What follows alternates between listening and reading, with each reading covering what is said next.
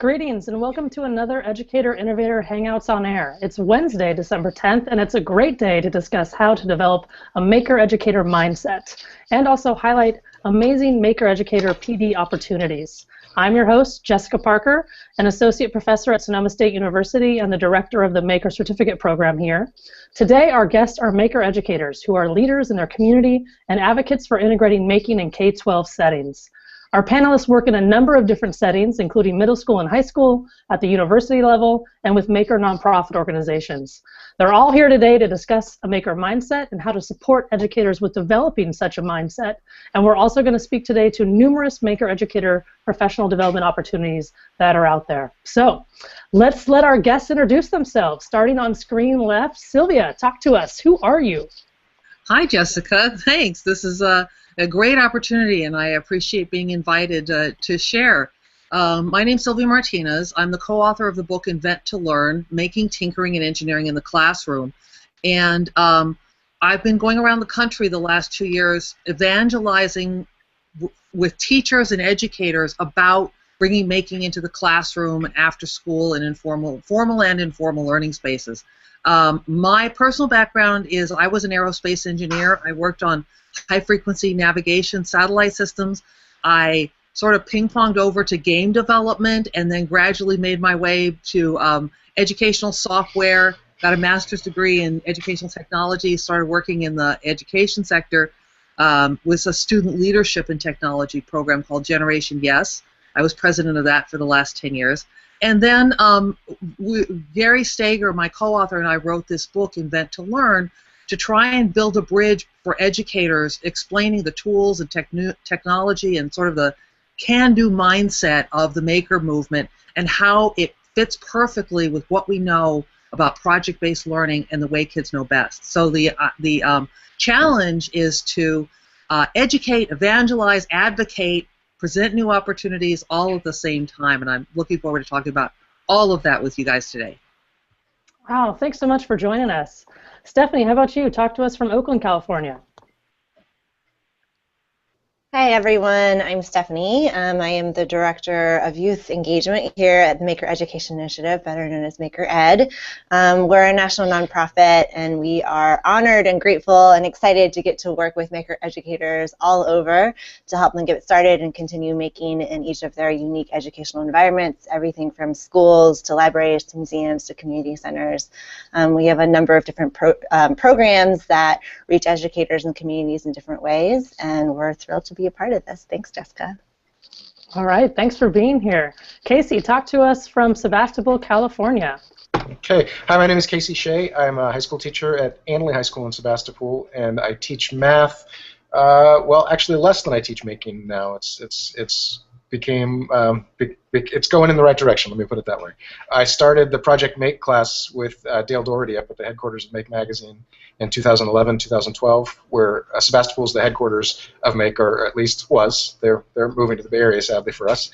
And it was an incredible experience. We walked up twice a week, took the kids up, and met Stephanie up there, and I think Sylvia at a time or two. It was quite a blur. But that first year was sort of seat of the pants, but it was a great learning experience, a great experience to prove that this could work. We were lucky enough to move back into this shop that you can see part of behind me here. It's a 3,200 square foot, mostly abandoned old electronics and metalworking area. In it, we do all kinds of project-based learning. It's a practical art elective, so we have a lot of freedom, but we're really, over the last 3 years that we've been on campus, incorporating a lot of other teachers, a lot of other classes in here and projects that we're doing. I really believe that making embodies all of the 21st century learning skills that we read so much about and hear so much about, and look forward to talking about that more as we move on. Great, thanks for being here. Absolutely. Julia, talk to us from Fairfax in Marin County and tell us about middle school. Yeah, well, I'm also very excited to be here, both as a part of this webinar and as a member of the Maker Educator movement. I'm a newer member of this movement.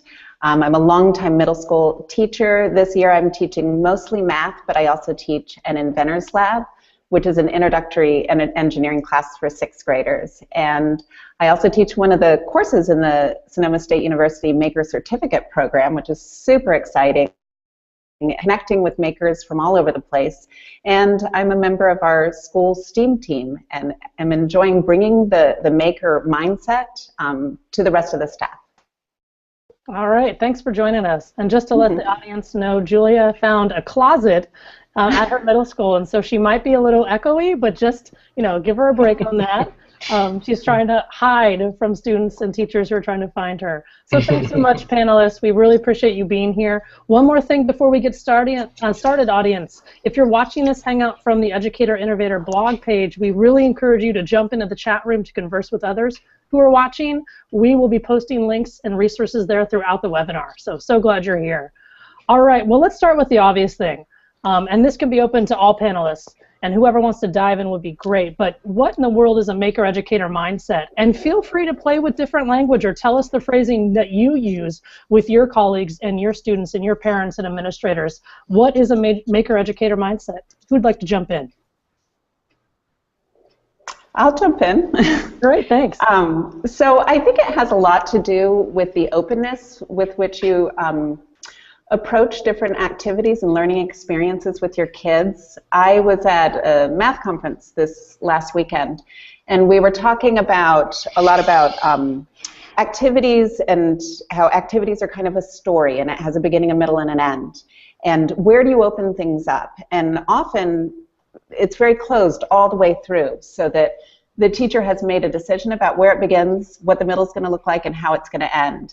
And I think with Maker Mindset, we're opening up the whole thing. So the middle is unknown because you really don't know which path exactly kids are going to be taking. The beginning is maybe, it has that opportunity to be more open because kids might be working on multiple types of projects or working with different materials, and the ending is super open because kids often don't know where they're going to go, or nor do any of us who are engaged in that process of making. And because this whole story of making is so open, I think that it allows us to kind of just let go of the control that teachers often need to have in their classroom. And so very different things happen, and your role as a teacher really changes. You're much more of a facilitator, and it's a very collaborative effort. I often find myself just sitting with my kids and working with my students and feeling that I'm just a part of the classroom rather than stepping to the side. Oh, wonderful. Casey, I saw you nodding. Do you want to add on? Absolutely, yeah, the openness. I've been working over the last 3 or 4 years to try and find the sweet spot between openness and direction. If it's too open, then oftentimes kids don't know where to start. A lot of that, they haven't had the experience in their education up till now when I get them in high school, usually 10th, 11th graders.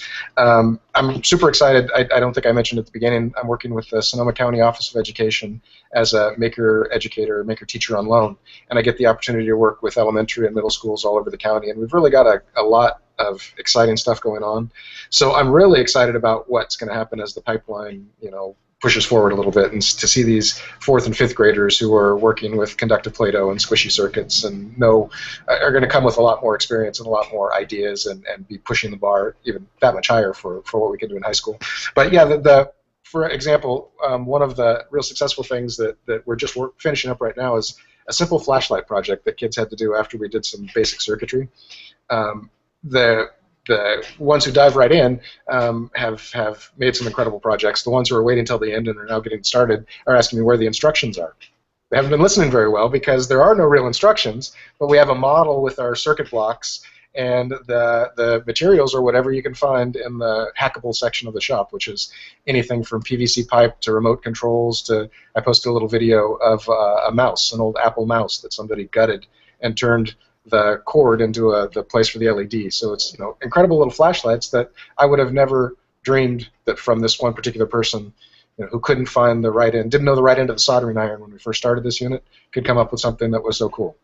And to get that sense of accomplishment, to see that in them, is something that I dream I could see when I go across the breezeway to my math class. So that, yeah, an openness and a willingness to get out of the way, but with some parameters. So the challenge is how to set up the projects, build the skills, and then get out of the way and just be there to help problem solve. Another important part is rebranding failure, as part of the iterative process. We talk about it all the time, that you don't learn, you can't do it right the first time, most of the time. If you did, it probably wasn't an interesting enough project. So good, that didn't work. We can cross that off the list. What's the next thing we're going to try? Not an attitude that people take into my math class.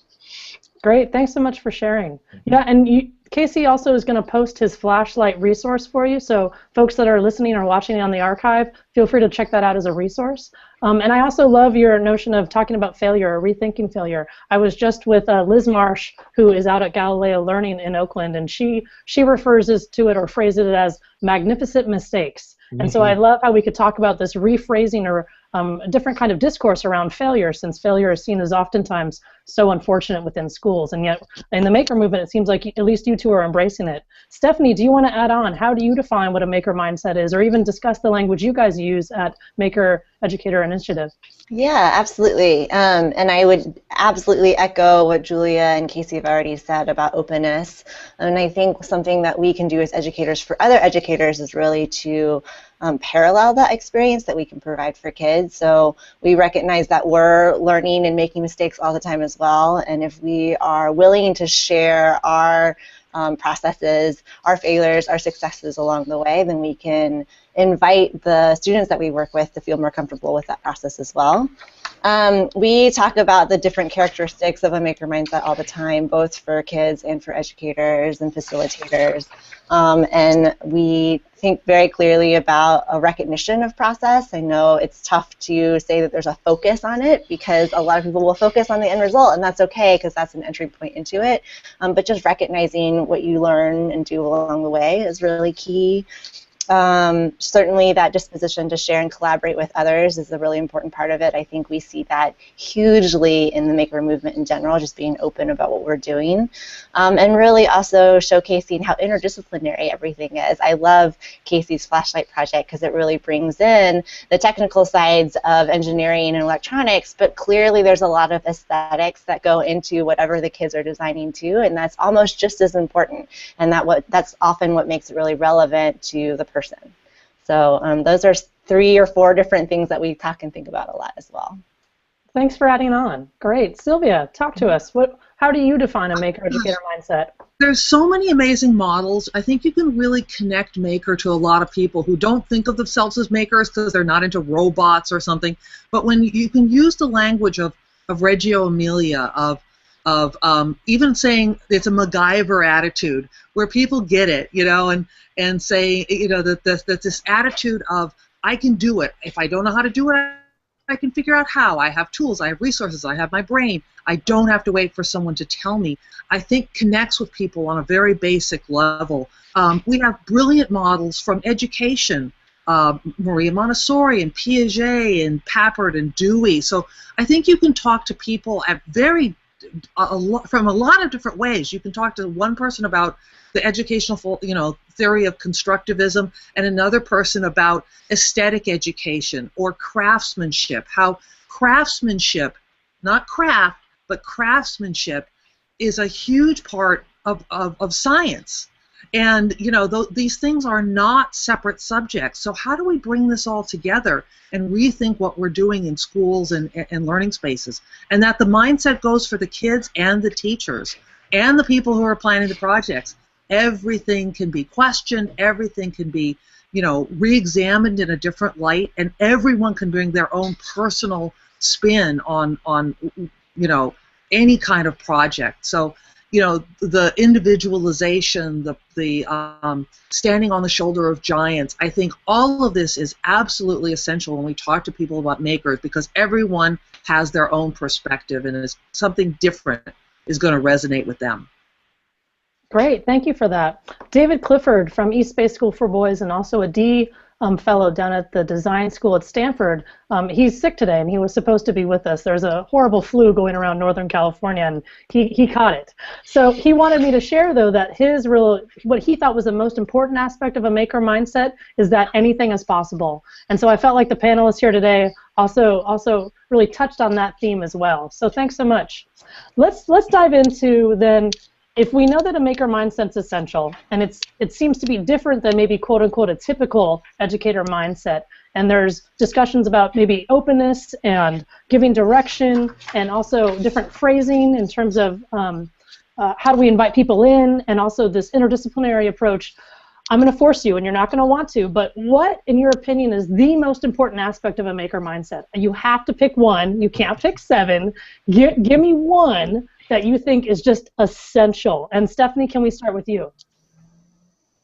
Oh, on the spot. I would say an element of a maker mindset is the growth mindset, and that absolutely is essential. Just recognizing that your capabilities can be continuously developed, that your knowledge is not set. There's always more to learn as a lifelong learner, whether starting as a student or adult, and that those can be refined through your experiences, through your successes, through your mistakes, and as you continually develop.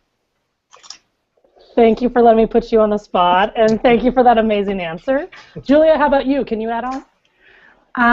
I completely concur with Stephanie, but I think I'll say an inclination to tinker and a real interest, compelling interest in design. So a desire to mess with things and take things apart and look at how things work, and that just innate desire to create. And so does that apply to you and your colleagues and the students? Absolutely. Yeah, and if you think about it, it applies to how you create curriculum as well. We've moved so far away from teacher as technician, so it's really a teacher as a creator. We are making learning take place in our classroom through tinkering and through understanding lesson design, and you can apply this to many levels. One of the struggles I'm having is I'm mostly a math teacher, so really what parts of making, when it's not just making a project, what aspects, and it's about that mindset, can I bring into my mathematics classroom? Yeah, great point, great point. And I love in terms of if we're so confined to our discipline, how then can we promote interdisciplinary making projects and activities and events? So that's a great challenge. Thank you. Sylvia, can you add on for us? Wow, they took all they took. I think it's the making, it's the do, it's the it's not the associated stuff that a lot of times we get really caught up on, the documentation or the pre-planning or the this or the that. It really is the do, and we can't lose sight of maximizing the amount of time we have for people to actually do things, because that's what learning is. Making is learning. It's not making enhances learning, it's making is learning. Yeah, that's a great point. That's a great point, because normally administrators and parents and also teachers and even students want to know, how are we going to assess it? Well, you're already assessing it because you're making, right? It's already a performance assessment built in. Great I'm sure point. we'll be talking more about that. Yes, we can. We definitely can. Casey, do you want to add on as well? Sure, yeah, and my fourth number one point, like you guys, I agreed with everything you said, is the openness. That we talked about it came up in other areas, but you have to be willing to not really know what the end's going to look like on every level, on an individual project level, or when I've been talking with teachers about how to implement these kind of things. My perfect model might be 2 or 3 little starter projects that build some skills, but the last whatever, at least half, if not more, of your time frame is open for whatever emerges in that first little bit. So being comfortable and being willing and embracing that unknown, that openness, I think is essential. Great. Thanks so much, you guys. I feel like as someone who's in teacher education, I'm constantly thinking about how do I define myself? And when I taught middle school and high school English, it was always about lesson planning, and I was a planner. And I feel like you guys are saying really it's about now my role is really about being a creator, being a designer of learning experiences rather than a planner of content or a planner of curriculum. And I think that's a huge shift to talk about, and really a wonderful tension as an educator to really try to grapple with, especially if you were trained previously in a credential program that I currently teach in, right, as someone who plans rather than kind of a dual role as a creator, a designer, a maker, and also someone who plans out as well.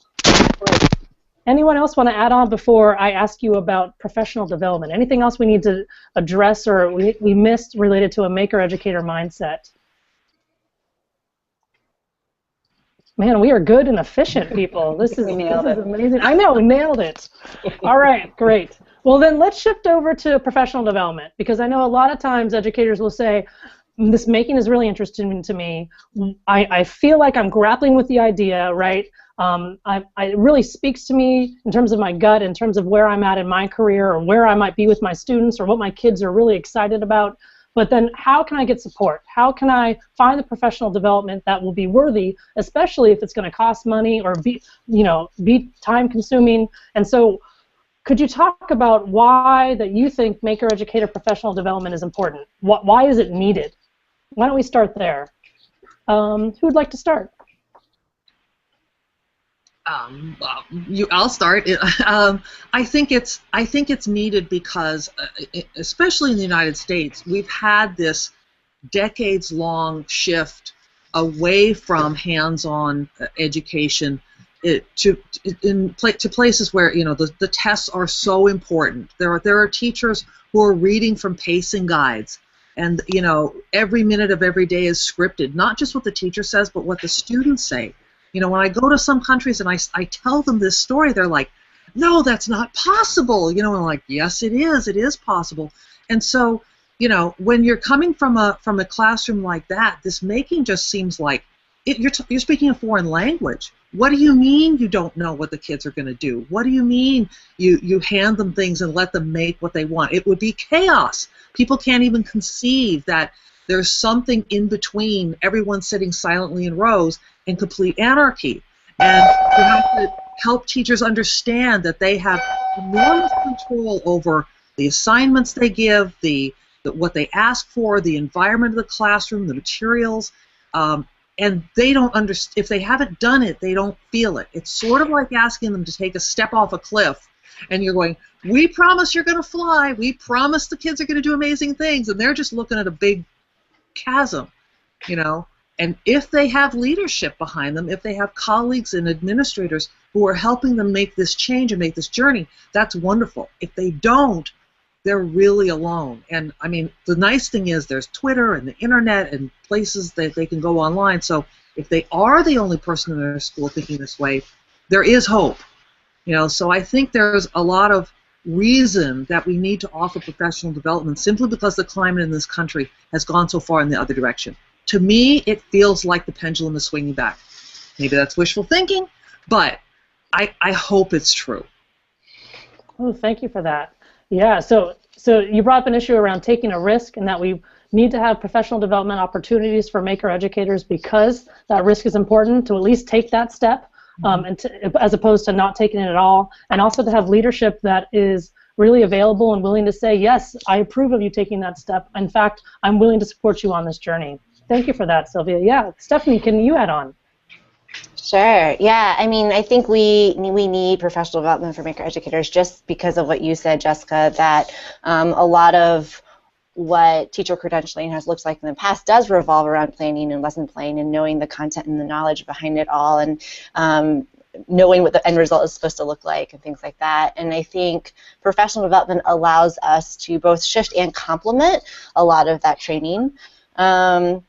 And I think for educators in particular, whether they're really comfortable with it or not at all comfortable with it, is that professional development offers them the time, the space, the community and networks, the support, and the exposure to really make and learn on their own so that they can take their learnings and their experiences and parallel it with their students. I think that it tends to be really personal sometimes, and I know we've talked to a lot of educators who, without that room to tinker, room to learn and process and do, they are not comfortable bringing it into their classrooms. So that's really, really integral to being a Maker educator, I think. That's a great point, to really model, have them actually engage in and then be able to model that experience and feel that personally. Yeah. Mm-hmm. Absolutely. Casey, can you add on?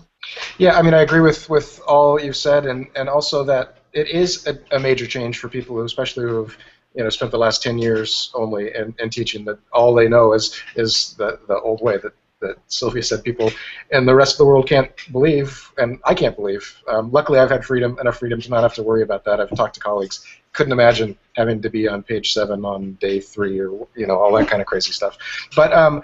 But taking that risk, it is so different. And I know at a high school level, you don't want to come off and be the goofy guy who can't whose things don't work the first day. So you need to have at least some credibility with some projects and some activities that I think are tried and true. There are a handful of things that are proven to work pretty much at all grade levels. Again, like I said before, to start with some things that have content connections that are proven to be engaging, easy, cheap to source, builds on some success both for the teachers and the students. Then after you've established some credibility, then sure, try something that you don't really know how it's going to go. But I wouldn't put anybody out just pilotless at first without having a handful of starter things that I would guarantee are home runs. And there's a whole bunch more information and resources out there than there was 4 or 5 years ago when we started down this road.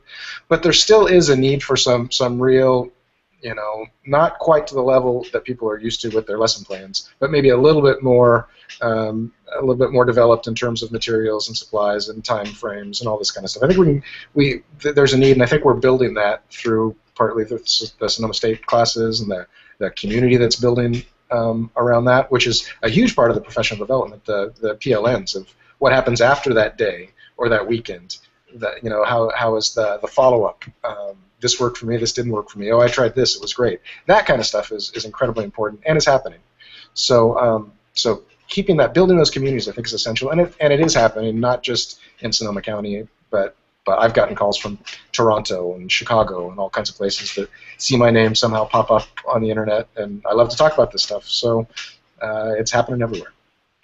Wonderful. So educators shouldn't have to feel like they're just going to be thrown to the wolves, and hopefully the making experience will be potentially be a failure or a success, or if it was a failure, to think differently about it. But you're saying that if you're feeling nervous or feel like I'm not sure I'm willing to have kind of just the open-endedness of it, that there are projects available that you can use and take and actually practice on your own and then implement with students. And so it sounds like there's both options, that you can kind of dive right in and have organized chaos take place, or that you can kind of baby step in and then actually take on some projects yourself and then try it out with your students. Absolutely. Great. Julia, what can you share with us? I think what I would add to that is that people really have a deep need to connect with other people that are interested in the same thing.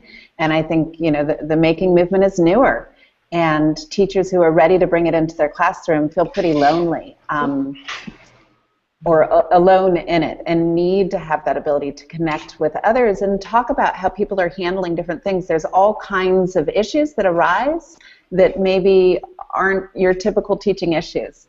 I know in the course that I'm teaching with a colleague, the online course for SSU on making, we've got about 25 participants, and they've also worked with Casey, and they're really connecting with one another on a regular basis now and sharing ideas and posting pictures for each other and videos of their kids making different project ideas, and so that they're that enthusiasm builds, and they don't feel like they're in it alone. The whole process feels much more collaborative.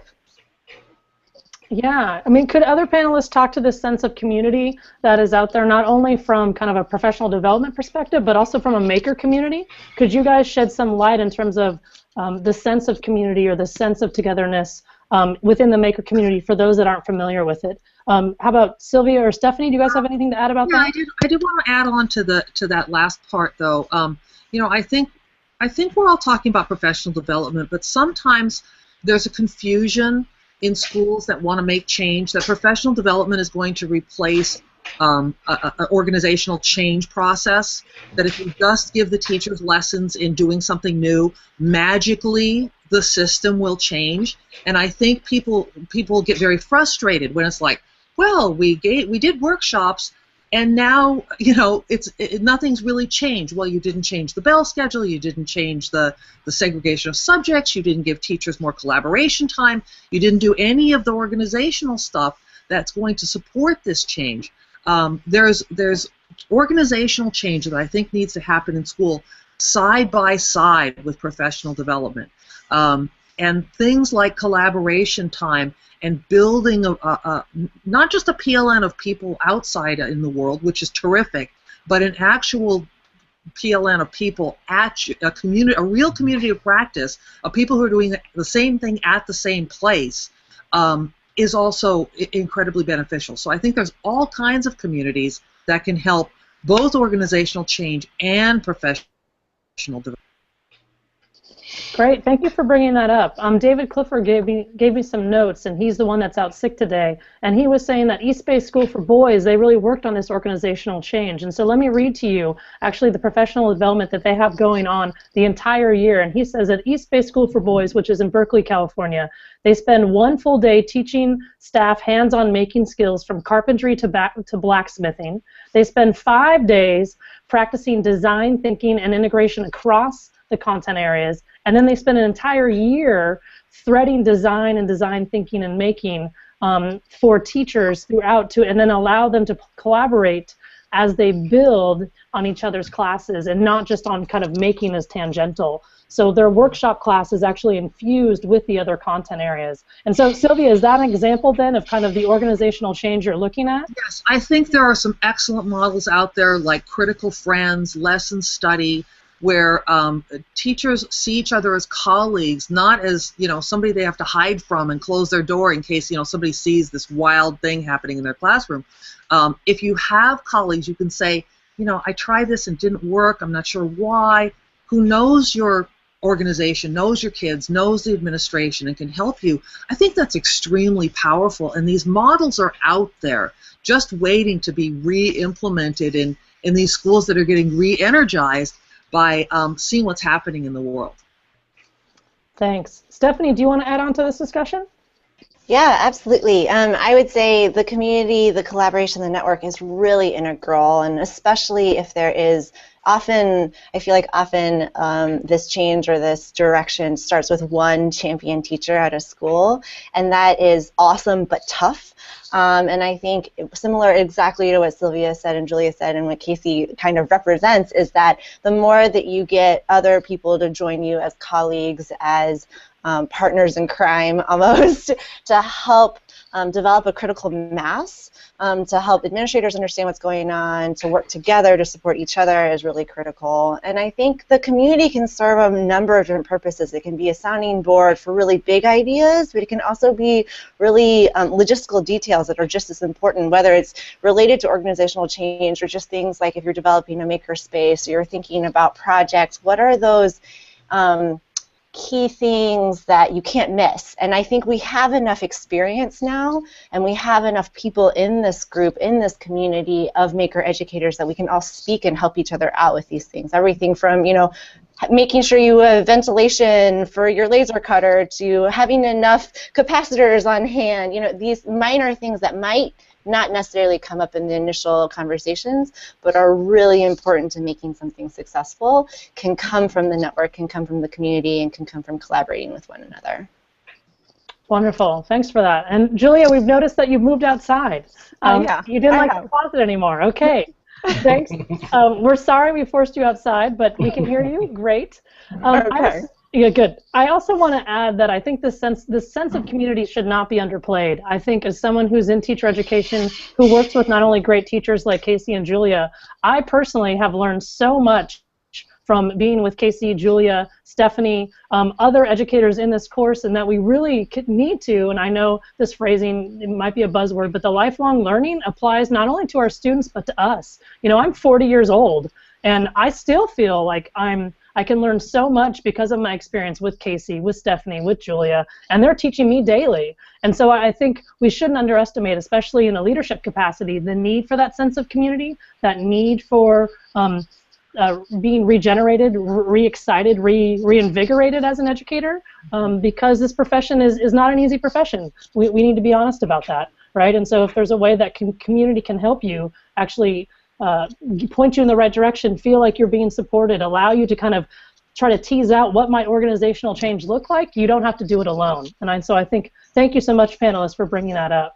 Anything else we need to add in before we move on to examples of professional development? Anything we've missed? So I think the caution with that is this sort of crossing the chasm moment where the early adopters are very enthusiastic and everyone's like excited about everything, and then there's sort of a gap to the later adopters who they're not drawn to the newness and the excitement. They're drawn to, I see it working, it's proven to work, they're on the team, but they're not like, going crazy for it. They're not up at midnight, watching webinars and things like that.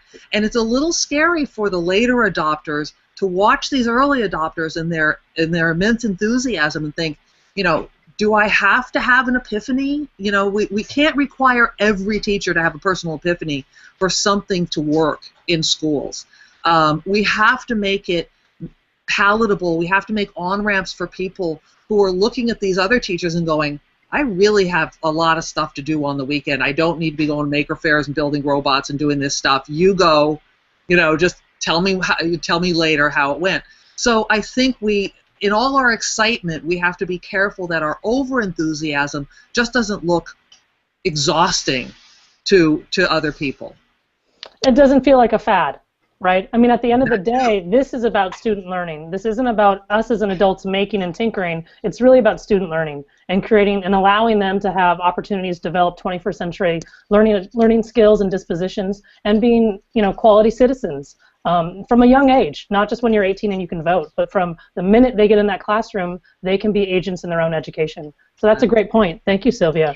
I would like to point out too that it is hard to change schools. It's like turning a battleship. That I've been doing this for 4 years now with quite a bit of attention, and still maybe this year is the first year that I feel like even what we led some professional development in my room, and it was the first year that I know that everybody who at least attended that day walked through my room and really knows what's going on. So I feel like more people know in Toronto, maybe. Well, that's probably an exaggeration, but there's certainly even in a school where our colleagues all collaborate as much as we can in the time that we have.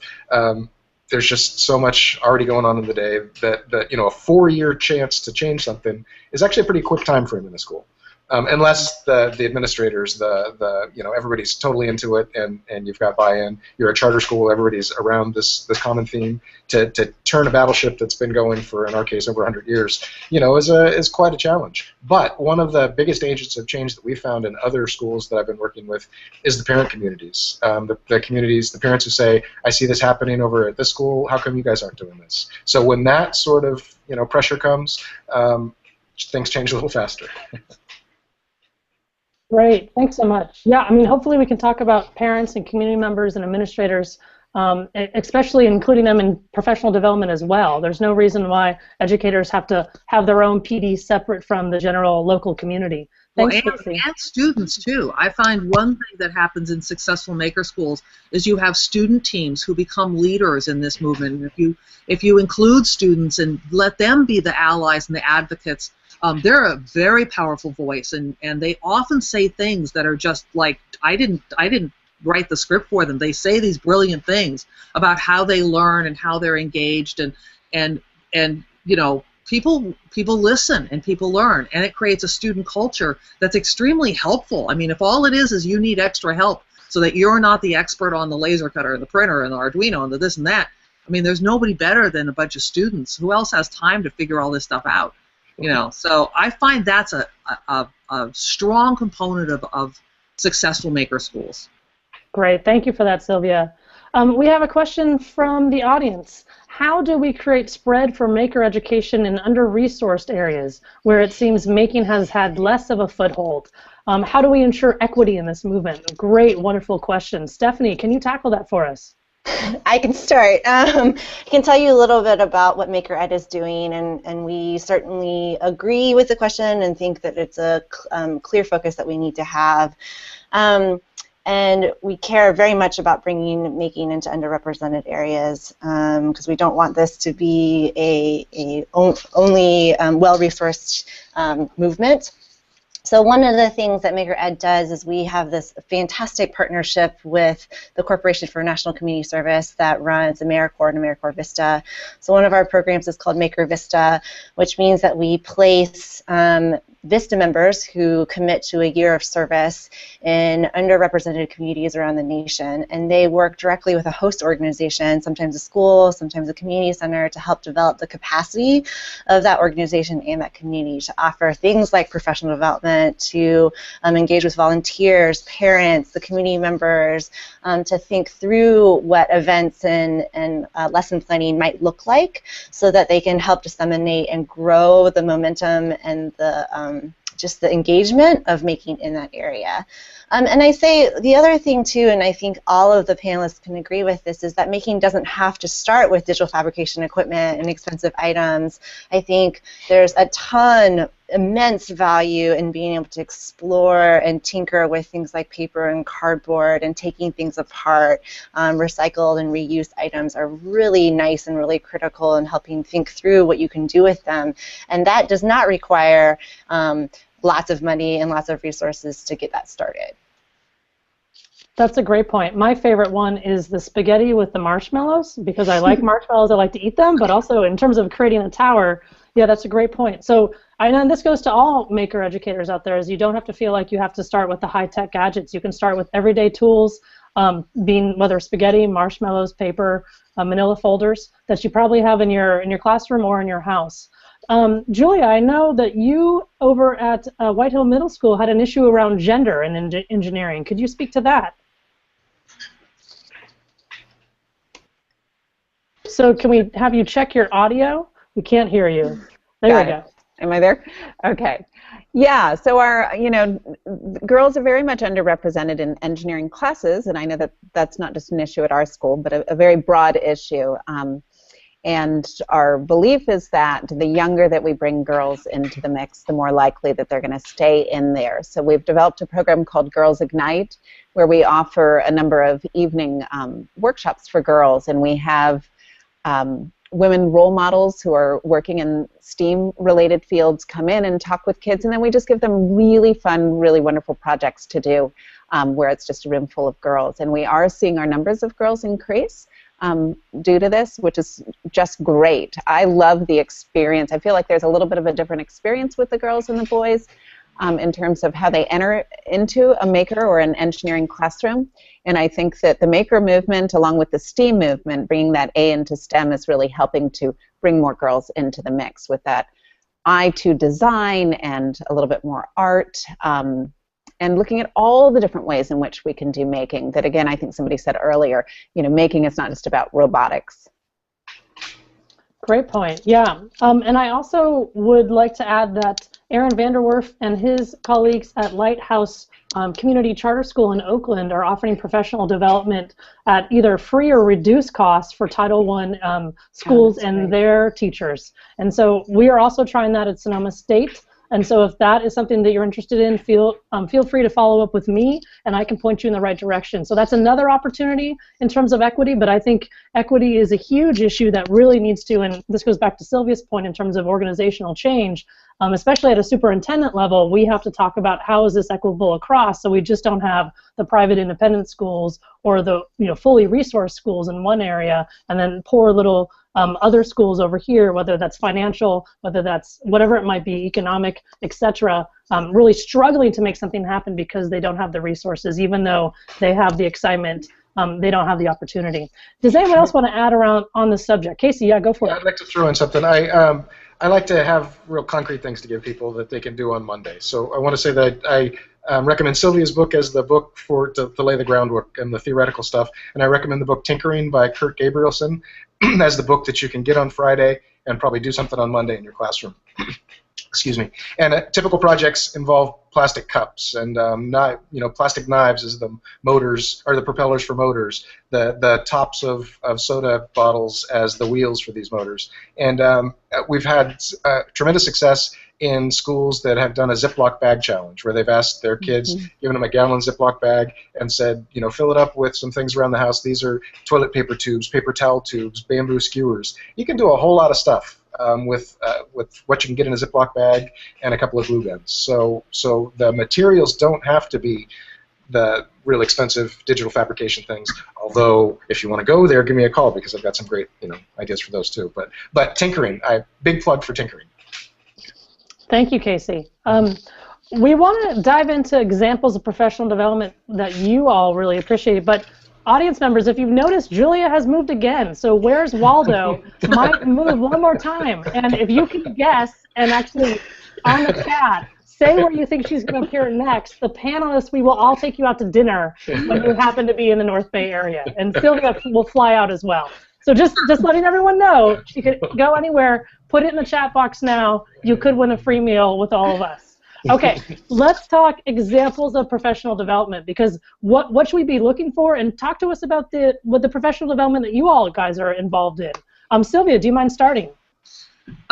Yeah, sure. So Gary and I are doing professional development with educators all over the world, doing a lot of speaking. So, you know, if they say, come speak, you have an hour, you can't do a lot of hands-on, even though, what happened to Jessica?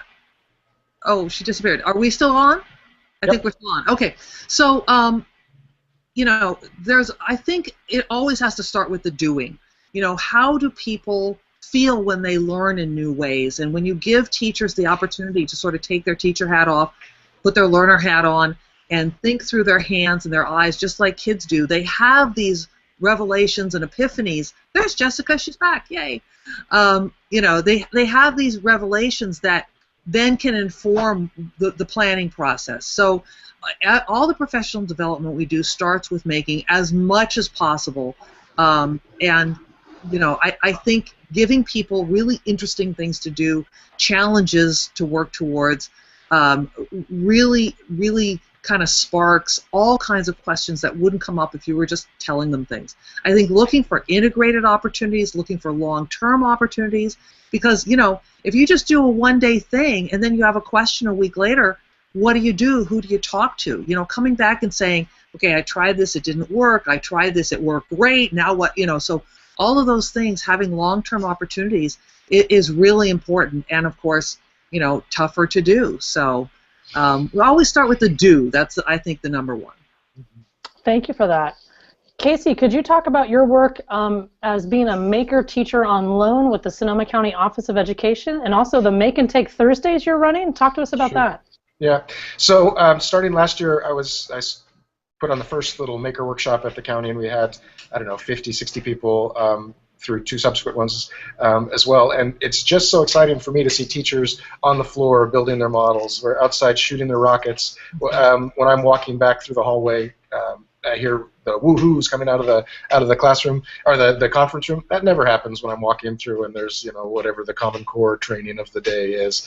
So the excitement of getting people in there, actually modeling things. Our whole goal is less talking and more making. So, you know, the majority of the time is making these projects that are a good Maker project self-differentiates itself, you know, not only on grade level, but within each grade level. I've got some examples behind me of some styrofoam boats. I don't know if you can see them. I can show them if we have time later. That they're essentially, you know, modeled after some stuff in the tinkering book. One is just a straight piece of styrofoam that came out of a computer wrapper or computer packaging with the knives as the propellers. This other one is shaped to look like the Star Wars crazy, you know, air flyer. So we want the teachers to have that same opportunity in these groups where people have choices. But also, again, the make and take and the tech shop for teachers is another thing that I'm calling it, where I'm inviting teachers to come in to our shop to make things on the tools that we have so that they can take those things, those artifacts, those actual things back to their community, their administrators, their parents, and get some support to get some funding to get these things in their places. They're excited about the opportunities to go from your mind to your hand in just a number of moments, and it really helps to have physical artifacts to take. The other make and take workshops, people are coming in and we're building things like compressed air rocket launchers, which is one of the home run kind of projects that you can use at just about any grade level. And if you are comfortable, if a person's comfortable, you can look on Instructables or buy a kit from the Maker Shed and build it yourself. But we're finding that people want to have the group build process going on, so we'll come. Oh, there she's going. There she's going. No, I'm staying. I was going to say closer to the lunchroom was going to be my guess, and I saw a refrigerator in the back, so I think I was good. Casey, you can't win the dinner. Okay, don't try to compete shoot! for it. I didn't see that. But the community of, you know, sitting around for 3 or 4 hours to build these things, and then in that is going to be, the expectation that when you try it next week, maybe I'll have the luxury maybe of coming to visit on some of my county days. But if not, well, I want to have this little group. How did you do this? What was the best rockets? How did your kids react? So an opportunity, for shared making, for collaborating, but then also for follow-up is important for all these things. Great point. Thank you for sharing that. And I also want to add, too, that Casey was referring to just teachers coming to his Make and Takes, but he's also had, from when I've been there, superintendents, also local business folks have arrived, and so feel free to open it up to the community at large so they can come and see and then invest in school. There's no reason why we need to kind of close our doors, as Sylvia was saying, and just be isolated. Open it up, because when people come in and see the learning that's taking place, whether you're an adult learner or a youngster, it's really palpable. It's really wonderful. Julia, could you talk to us about what Sonoma State's doing in your work as an instructor for the courses? So I am teaching an online class along with a colleague of mine that introduces making, and it's a 3-module class. The first module introduces the philosophy of making, and the second one we explore maker spaces, and then the third one look more specifically at maker projects and how those projects can fit into different content areas, working with teachers, or sometimes it's in a library space, and what kinds of projects people can do. And it's been really successful. People are having a lot of fun. We give them activities to try. They actually started out, they got a care package with some paper circuitry, so they all got to try that out at home. And then it was so much fun to see everybody posting their work as they go along and talking about each other's work. A couple of other activities they've done, and then really thinking about how they envision what it is that they want to do. I have a lot of people coming in now. And let's see, I just lost my train of thought. What about the final assessment? Thank you. And so then they're creating a template that goes along with the plan that they have for their project and for their maker space, and really looking at how they can apply all that they're learning and move it forward. Great, thank you. So here is the book Tinkering that Casey was referencing, and here is also Invent to Learn from Sylvia. We'll back that up. There we go. Sylvia. And Sylvia also does a wonderful conference called Constructing Modern Knowledge. It's a summer institute for educators.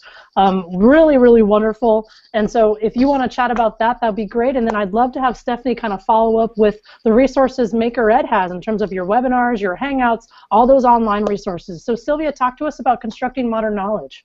Well, we've done, Gary and I, my co-author Gary Stager has run this summer institute called Constructing Modern Knowledge. It's going to be our 8th year. So it's 4 days in New Hampshire. It's July, this year, 2015, it's July 7th to 11th, I think. I put the website link in the chat.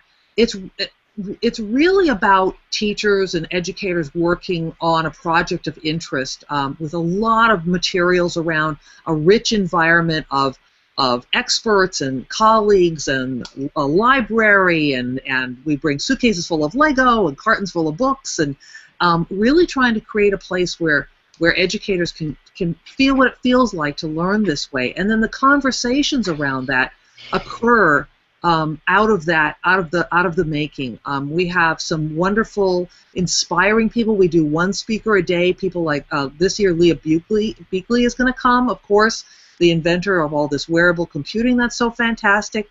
And so she'll be there for a couple of days. And so she's not just going to come and speak and then leave. She's going to work with the participants and talk to people, and people will be able to talk to her. She'll look at their projects, and it's really trying to model what a classroom can be like for teachers, non-coercive, constructive, rich in materials and opportunities. I'll also put a link to videos. There's about 50 videos online from last year's Constructing Modern Knowledge, where people were making sound sculptures and robots, giant robots, and chicken coops that reacted to light, and just amazing things. Great, thank you for that. Stephanie, can you add on and share your guys' resources? Absolutely, yeah. So Maker Ed, we have a couple of different things that you can access, and they're all for free. On our website at makered.org/resources is our resource library, and there's a number of different categories, everything from making the case to project ideas and approaches. We'll be launching research and evaluation in a couple of months. Just all different free resources to help you get started, help you continue, help you make the case to administrators, help support your ideas and your development as educators. So that's the resource library. We also have a Google Plus community that you can engage with, and there's a lot of educators on it talking about different things, opportunities, different models to share as well. One of the programs that Maker Ed runs is called Maker Core, and it really does focus a lot on training. It's a pretty neat one where we engage with host organizations throughout the country during the spring and summer time, and they hire summer employees to work with them. So this could be really great for libraries and museums who engage with visitors and youth, but also for summer school and other opportunities in summer in relation to school districts. And what happens is those Maker Corps members who are typically college students or recent graduates, and talk about youth voice, that's really bringing in a lot of what they're doing, a lot of the unique experiences and interests that they have, and we take them as well as the host site supervisors through a spring development training. So very similarly, it's online, it talks about facilitation approaches, we send out these possibility boxes full of stuff to start exploring and tinkering with.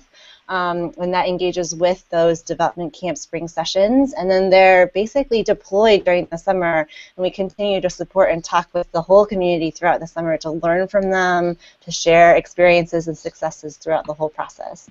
So those are some ways to get engaged. And Maker Corps actually, it is a fee-based program, but we have potentially a lot of grants to give out, and we're excited to do so. So that there's a lot of information coming up on that this week and then into 2015. Wonderful. Thank you for that. That's awesome. Well, and remember, folks that are watching online, we give you a ton of resources there. Take your time. That could be your own kind of over the winter break professional development is going through those resources. Another resource I want to plug is The Art of Tinkering from the Exploratorium folks, Karen Wilkinson and Mike Petrich. Wonderful, wonderful folks out at the Exploratorium in San Francisco. But they also have an online free summer course through Coursera, a MOOC, a massively open online course. So check that out because you can hang out with them virtually, right? And they have a ton of video and resources. And the book, you can even hack the book. I mean, how cool is that? So we have a couple, wow, we have like 30 seconds left. So in 140 characters or less, what would be the one thing that you would recommend in terms of Maker Educator PD? The one thing. Julia, go. Can't hear you. We can't hear you. Sorry. Get out there and look for resources online. There's so many resources available. There's so much out there for you. So we've got resources linked here, but there's lots and lots of places you could go and connect with other Maker educators. Thank you. Casey, talk to us. Yeah, and not even just Maker educators, but if there's a makerspace, a community makerspace in your area, you know, walk in there, see the possibilities, learn some skills, and make some connections of people who would probably come in and help you in your classroom. Thank you. Stephanie, talk to us. Find a friend and go take something apart. Get that started, and that's the best way to begin. Good. So cool, so cool. Sylvia. Well, I gotta invite people to Constructing Modern Knowledge. It's absolutely fabulous, and if I was tweeting, I would put the hashtag MakerEd on everything because that's where I find a ton of good stuff. Nice. Oh, I love it. Hashtag MakerEd. Awesome. All right. Well, thank you, panelists. This has been a fabulous hour. Well spent time. And please make sure, audience out there, that we want you to continue watching, continue chatting. If you're interested in learning more about connected learning, make sure to check out the Connected Learning Alliance site at clalliance.org, where there are tremendous testimonials from practitioners and informative multimedia pieces. And if you would like to keep abreast of future opportunities from Educator Innovator and partners like the ones you saw today across the country, please go ahead and sign up for the monthly newsletter at educatorinnovator.org or follow Educator Innovator on Twitter at innovates_ed. Thanks for joining us, everyone. Have a wonderful Wednesday. Go out and make, and hashtag MakerEd. All right. Bye. Bye-bye. Bye-bye.